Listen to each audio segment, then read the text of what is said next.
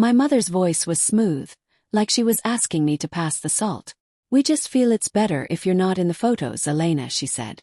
She folded the soft lavender bridesmaid dress I had just paid for and placed it gently in a box as if it were a funeral. "It's your sister's day to be the star. Drop a comment and let me know where you're listening from and what time it is for you right now. I'd love to know who's part of our community." That isn't my name, though. I am Riley. And the dress was actually champagne silk, paid for with a salary my parents refused to believe I earned. But the suffocation in that room, the feeling of being erased while standing right in front of them, that part was exactly real. 3 weeks before the box appeared in my living room, we were sitting at the Pearl, an exclusive oyster bar on the waterfront where the menu didn't list prices and the air smelled of salt and money. The Seattle sky was a slate of unmoving gray, reflecting perfectly in the glass walls that separated us from the cold water. We were there to celebrate Josie's engagement, or rather, to watch Josie celebrate herself while we acted as the audience. I sat between my mother, Susan, and a window that leaked a steady draft of cold air against my shoulder. Across from me, my sister Josie was holding court, her hand resting conspicuously on the arm of her fiancé, Jack. Jack was a venture capitalist who spoke in buzzwords and treated waiters like furniture. He was currently explaining why my career in user experience research was, in his words, quaint. "User experience," he said, chuckling as he tipped a raw oyster into his mouth. "Sounds so clinical, Riley. Sitting behind a screen, analyzing data points. Sounds lonely." Josie laughed, that tinkling, practiced sound she saved for public performances. "It is gloomy, isn't it?" she added, sipping her champagne. "But it suits you, Ree. You've always been happier in the background. Someone has to do the boring work so people like Jack can build the future." I felt the familiar heat rising in my chest. I wanted to tell them that I wasn't just analyzing data points. I wanted to tell them I was currently leading a research initiative for a tech giant in San Diego, negotiating a contract that would pay me more in a year than Jack's last 2 failed startups combined. I wanted to slam my hand on the table and shatter their smug little reality. But I didn't. I sat there, my hands folded in my lap, and let the insults slide over me like oil. Then came the pivot. My father, Thomas, cleared his throat. He had that look on his face, the one that meant he was about to do something terrible but frame it as a favor. He reached across the table and patted my hand. His palm was damp. "Riley, honey," he started, his voice dropping to a theatrical whisper. "Your mother and I have been talking with Josie. We know how hard you've been working. We know you've been struggling." I blinked. Struggling. I was thriving. But in their narrative, silence equaled failure. "We don't want to add to your burden," my mother chimed in, her eyes wide with performative concern. "Planning a wedding is high stress. It's fast-paced. We know how easily you get overwhelmed, sweetie. So we've decided it's best if you aren't in the bridal party." The table went silent. Even the background hum of the restaurant seemed to drop away. They weren't just excluding me, they were pathologizing me. They were framing my erasure as an act of mercy for my fragile mental state. "We just want to protect you," Josie said, smiling as if she were doing charity work. "You can just be a guest. Sit in the back. No pressure. No eyes on you. It's for your own good." A scream clawed at the back of my throat. I should have stood up. I should have thrown the wine in their faces and walked out. But I stayed frozen in my chair, nodding mechanically. People often ask why victims of emotional abuse don't just fight back. They ask why we stay silent when the knife goes in. It isn't weakness. It is an invisible chain we forged in childhood to survive. It is called the freeze response. When you grow up in a house where your reality is constantly denied, where your anger is punished and your voice is ignored, you learn that fighting only makes the cage smaller. You learn to go still. You learn to become a statue so the predator loses interest. So I didn't fight. I let them believe I was the fragile, broken thing they needed me to be. I let them pity me, because I knew something they didn't. I knew that while they were busy pitying the version of me they had created in their heads, the real me was already packing. They thought they were protecting me from the spotlight. They had no idea they were pushing me toward the exit. The weeks leading up to the wedding were a study in parallel universes. In one universe, the one my family inhabited, I was a delicate, unstable creature who needed to be handled with kid gloves. My father, Thomas, sent a mass email to the extended family titled Wedding Countdown. It was filled with exclamation points and photos of Josie's dress fittings, but at the bottom, there was a small footnote. Riley will be attending as a guest only, as she is taking some much-needed personal time to focus on her wellness. I read it on my phone at 2 in the morning, the blue light illuminating my face in the dark. Wellness.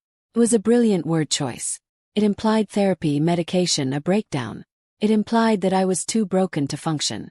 My aunt sent me texts filled with praying hands emojis. My cousins stopped asking me about work. They had successfully painted me as a liability before I even set foot in the venue. But in the other universe, the one where I actually lived, I was an architect of my own liberation. While they were busy pitying me, I was finalizing the biggest deal of my career. I wasn't depressed. I was exhausted from pulling all-nighters to perfect a user experience portfolio that was about to change my life.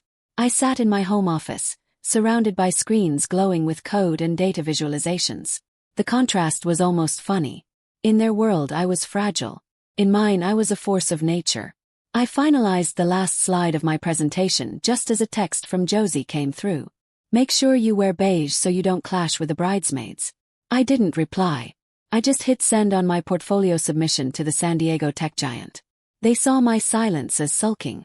They didn't realize it was the quiet focus of someone building a bridge out of a burning building. The noise of their wedding preparation was deafening. Josie screaming about flower arrangements, my mother fretting over seating charts, Jack making loud calls about investment portfolios he barely understood. It was a chaotic symphony of ego. But in my apartment, there was only the hum of my hard drive and the steady beat of my own ambition. I was working in the dark, laying the foundation for a life they couldn't even imagine, let alone destroy. Every pitying glance they threw my way just added fuel to the fire. Every time they treated me like a child, I worked harder. I let them have their narrative. I let them believe I was the failure they needed me to be. Because the truth was about to hit them like a freight train, and I wanted to be miles away when it happened. The video call that changed everything came at 9 in the morning on a rainy Tuesday. The screen flickered to life, revealing the bright, sun-drenched office of a recruiter in San Diego. Riley, she said, smiling like she already knew the answer. We've reviewed your portfolio. The team was blown away. We want you to lead the new user research division. I held my breath. We're offering a total compensation package of $280,000. Base bonus and equity, plus a full relocation package. Can you start in 2 weeks? $280,000. I stared at the screen, the number echoing in my head. It wasn't just money. It was validation. It was proof that while my family saw me as a charity case, the world saw me as an asset. I accepted on the spot. That afternoon I started the logistics of my departure. I treated it like a project.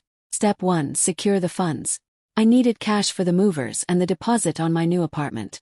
I drove to the bank, the gray drizzle of Seattle matching the mood of the city perfectly. I walked up to the teller and asked to withdraw from the safekeeping account. It was a joint savings account my grandmother had set up years ago for both Josie and me. My father, Thomas, was the custodian, but the money was legally ours. I had never touched it, saving it for a moment exactly like this. The teller typed on her keyboard, frowned, and typed again.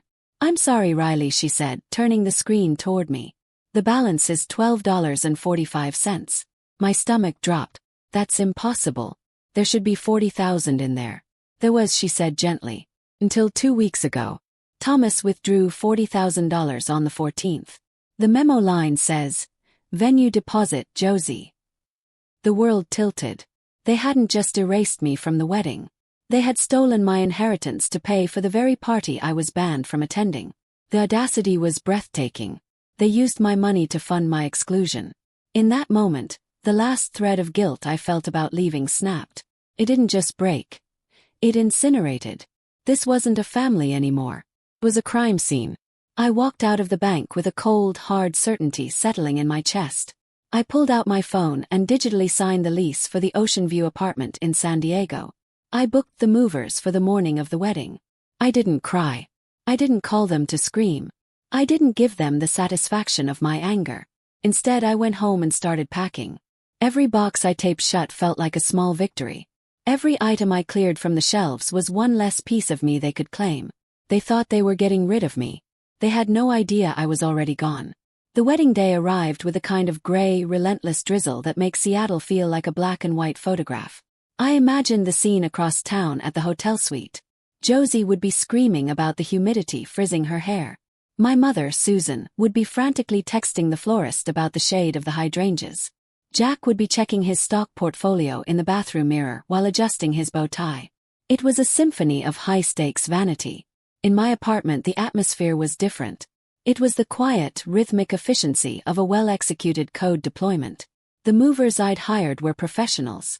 They didn't ask why a woman was moving her entire life across the country on a Tuesday morning. They just wrapped, taped, and lifted.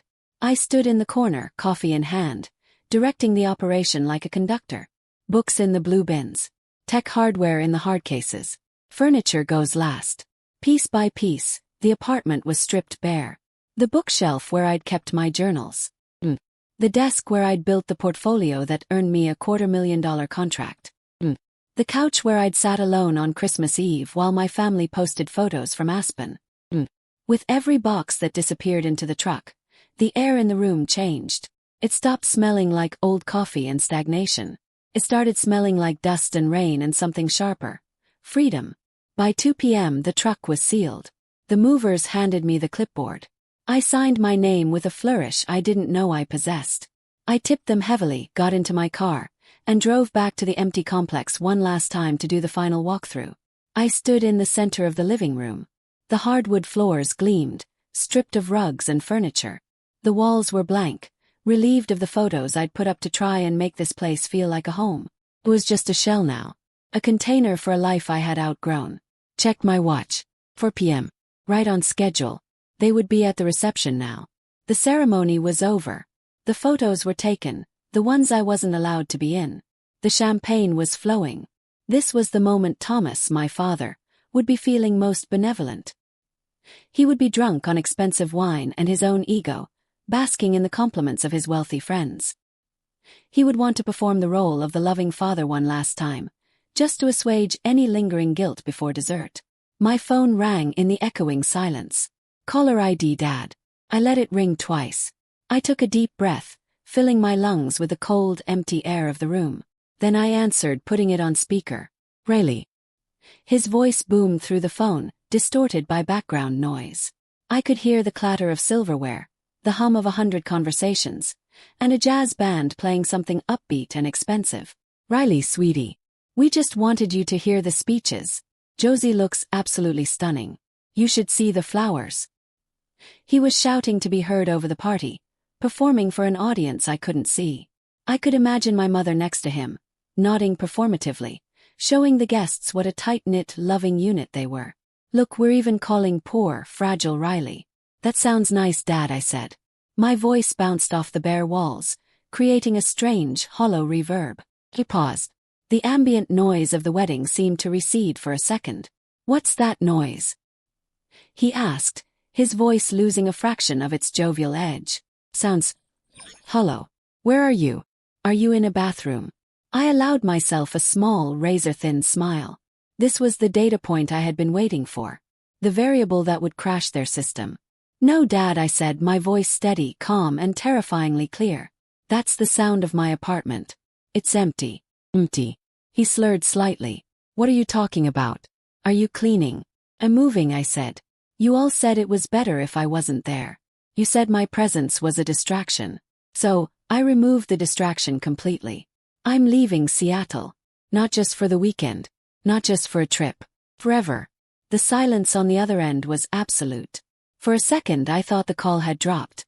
But then I heard the jazz band swell in the background, a cheerful trumpet solo that sounded grotesque against the sudden vacuum of his confusion. Moving. He stammered, the word feeling heavy and foreign in his mouth. Moving where? With what money? You can't just. Can I cut him off? And I did. I didn't wait for him to process it. I didn't wait for the anger, the bargaining, or the gaslighting. I had delivered the payload.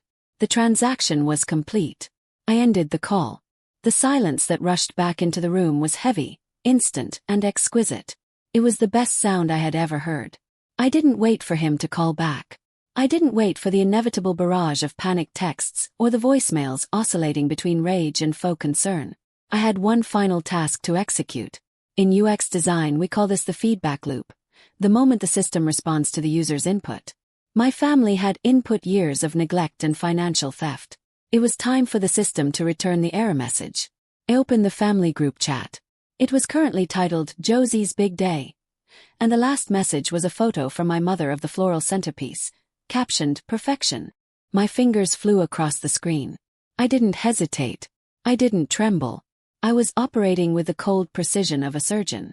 First, I uploaded the photo I had taken just moments ago. The wide-angle shot of my apartment, completely barren, stripped to the studs, the open door framing the moving truck in the background. It looked like an eviction or an escape. Second, I attached the screenshot. It was the first page of my employment contract with the San Diego tech giant. I had highlighted a single line in neon yellow. Total annual compensation, $280,000. It was a number that eclipsed Jack's salary and made Josie's PR income look like an allowance. It was proof that the fragile, struggling Riley they pitted was actually the highest earner in the family. Third, the kill shot. I uploaded the screenshot of the safekeeping bank account. It showed the transaction history clearly. Withdrawal, minus $40,000. Memo, venue deposit, Josie.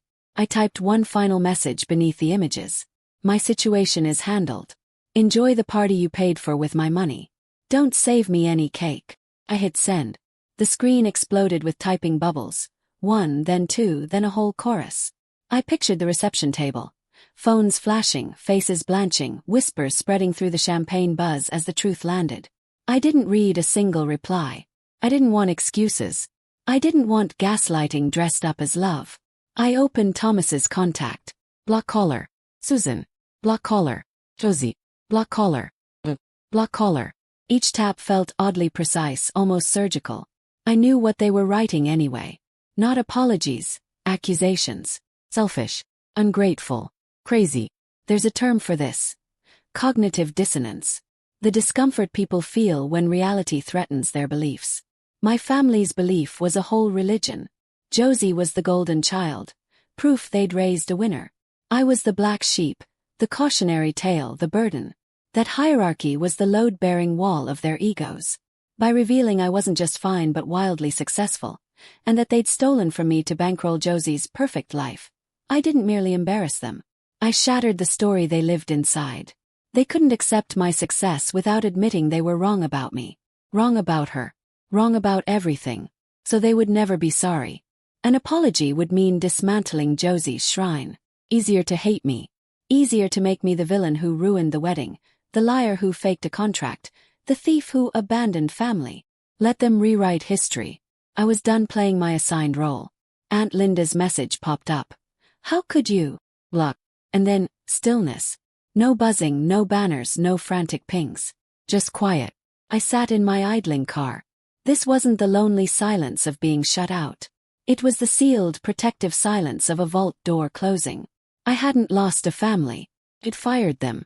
I'd quit the job of being their scapegoat. Put the car in drive. Rain blurred the windshield as I merged onto I-5 South. Seattle shrinking in my rearview mirror. For hours my body stayed braced, waiting for the blow. An unknown number, a welfare check, the final attempt to regain control. Nothing came. Only highway engine hum and distance. Crossing the state line, the rain quit. The clouds broke in a way so cliché it felt scripted. By California, the world shifted from gray to color. The air stopped smelling like wet wool and started smelling like sage and salt. I drove 2 days. Podcasts about dark matter. The history of Rome. Anything but sad music. Anything but replaying the wedding. Every mile away from that oyster bar felt like shedding old skin. San Diego greeted me with a sunset leaking orange and violet across the Pacific. I parked outside my new building. Glass, sleek, sunlit. The opposite of the dark craftsman house where my parents had kept me small. 14th floor. My apartment wasn't empty. I'd pre-ordered everything. White linen couch. Reclaimed wood desk facing the ocean. A bed soft enough to make you forget you ever slept badly. I stepped onto the balcony. The ocean rushed in loud, chaotic, alive. One unread message waited on my phone. London. Welcome home, architect. Tacos at 8. I smiled, the first real smile in years. It didn't hurt. Looking at the horizon, I understood something I'd been scared to learn. The silence I feared wasn't a void. It was peace. The silence of a library after the hecklers leave. The silence of a blank page waiting for clean code. And if you're watching this, if you're the one shrinking to fit into a family that never made room for you, I need you to hear me. I know the guilt.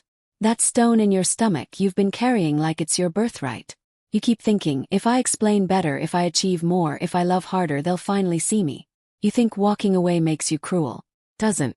You're not a villain for wanting to be seen. You're not difficult for having needs. You're not dramatic for refusing disrespect. There's a version of you that's vibrant and loud and unafraid at dinner tables. That version is waiting for you to stop begging for a seat where you're merely tolerated. Cutting them off isn't war. It's rescue. You're saving the child inside you who has waited decades for someone to come get her. Be the one who comes. The view from the other side is beautiful. And the air. It's easier to breathe here. If you've ever had to build your own table because they wouldn't offer you a chair, hit subscribe. Let's build together.